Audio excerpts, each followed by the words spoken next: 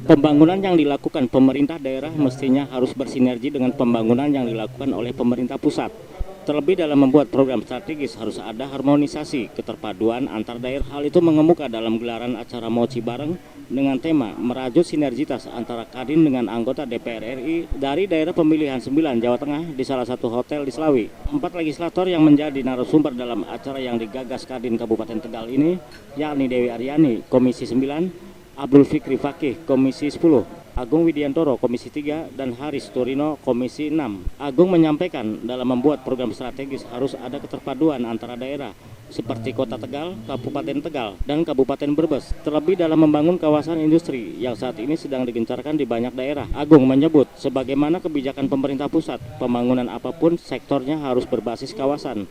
Dan yang lebih penting harus ada sinergitas antara pemerintah provinsi, kabupaten, dan kota. Menurut mantan Bupati Brebes, pembangunan harus memenuhi skala prioritas kebutuhan masyarakat, bukan semata keinginan dari para pejabat. Dalam penyusunan tata ruang juga harus berbasis kawasan. Jadi pembangunan apapun sektornya itu berbasis kawasan. Kedua, harus ada sinergitas antara pusat, provinsi, dan kabupaten kota.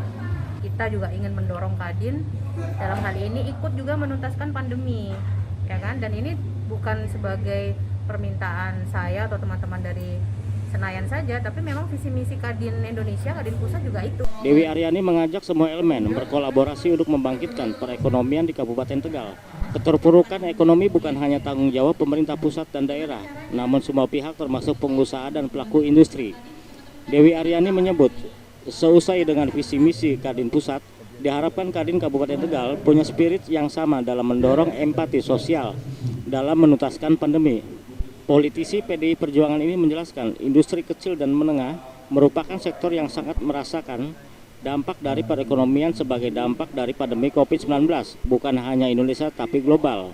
Karenanya menurut sapaan Dewi Aryani, dalam hal ini peranan perbankan juga sangat diperlukan untuk mendorong sekaligus membantu pengembangan industri kecil dan menengah.